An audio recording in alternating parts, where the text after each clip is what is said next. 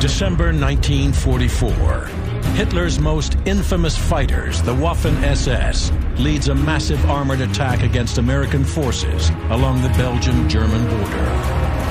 And it started in one fell swoop, and we chased away the Americans. They're skilled, ruthless veterans and in command of the biggest and best tanks in the German army. They had better tanks than we did. I counted 7 rounds bounce off that Tiger. He just turned that turret and boom. The Americans are outnumbered, outgunned, and caught in a fight for survival. There were only suicide candidates against the Panther. This is the 6th Panzer Army, Hitler's specially crafted war machine at the Battle of the Bulge, one of history's greatest tank battles.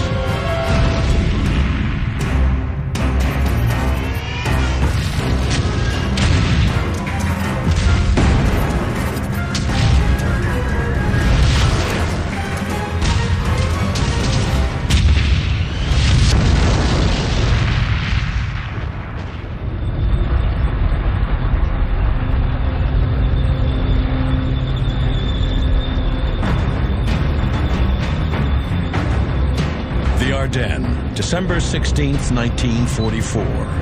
Over 1,700 German tanks and 200,000 infantry attacked U.S. forces along a 140-kilometer front. The Battle of the Bulge has begun.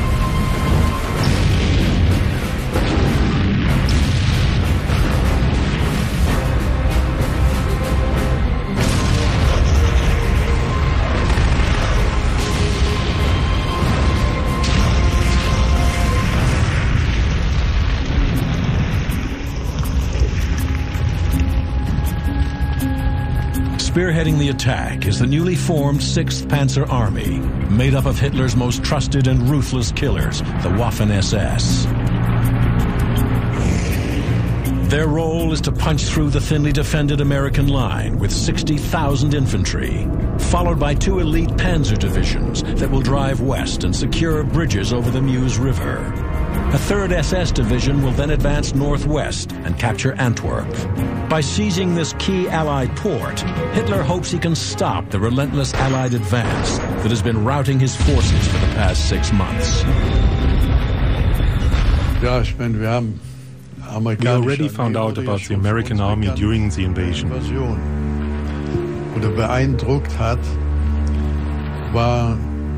We were impressed by the high number of people and the amount of material. We couldn't keep up with that. Da konnten wir nicht mithalten. Da können Sie noch so tapfer sein. Das steht. You could be as brave as you wanted, but no soldier can endure that. They were simply overwhelmed by the vast amount of material. At that point, a fight was basically already useless. Da schon sinnlos.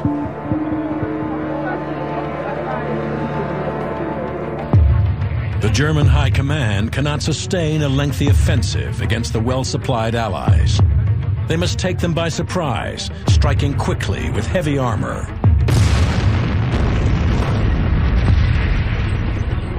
And the 6th Panzer Army is the best-equipped armored force in the Ardennes. With more than 600 tanks, including 160 Panzer IVs, 215 Mark Vs or Panther tanks, and nearly 100 Tiger tanks. At 57 tons, the Tiger I easily outmatches the American Sherman tank. It's protected in places by up to 100 millimeters of steel plate and is one of the heaviest tanks on the battlefield. But its real edge is its powerful 88 millimeter main cannon. With the enormous penetrating power of the 88, we were able to effectively fight the American tanks. Some of them we destroyed completely.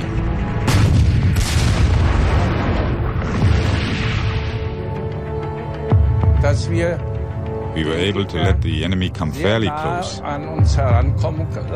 First of all, because of our own armor, and because of the strength and the impact of the 88 gun.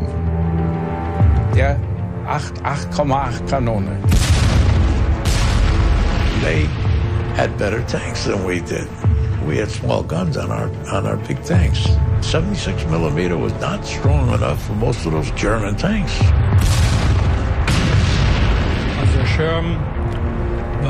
The Sherman was an easy opponent for us. They could fire at us, but it wouldn't penetrate our tanks. They had to come close, within a few hundred meters, to have a chance. The Sherman is relatively light and fast, but carries a low-velocity 75mm main gun that cannot penetrate a Tiger's frontal armor.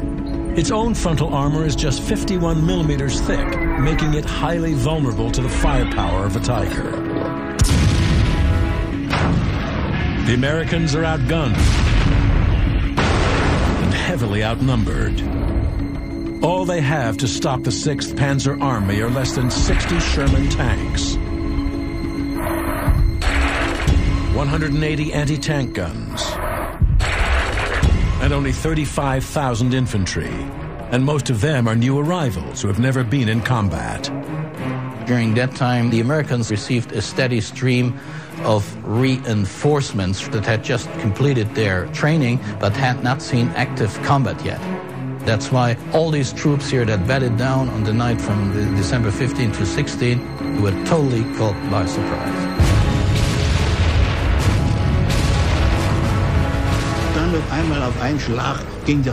And it started in one fell swoop, and we chased away the Americans.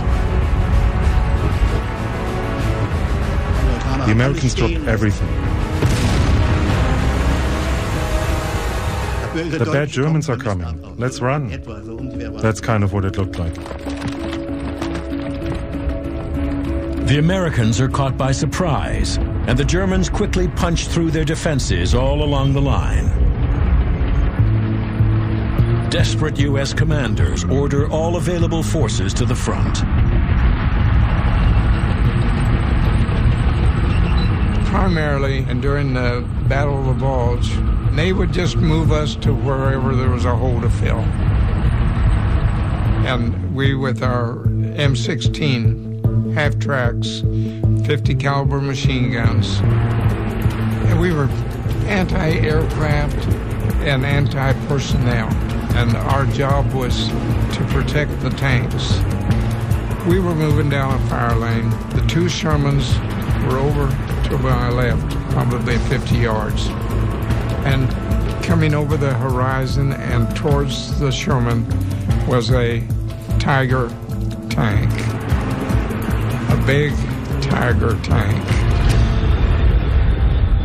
Square front, reinforced barrel, and he just laid the trees down as he went and came right on through. Those Shermans, I counted 7 rounds bounce off that Tiger.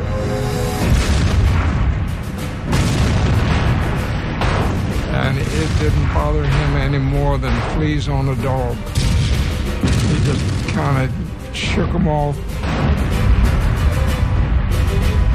And he just turned that turret ever so slowly, and out went one of the Shermans. And then he turned a little more.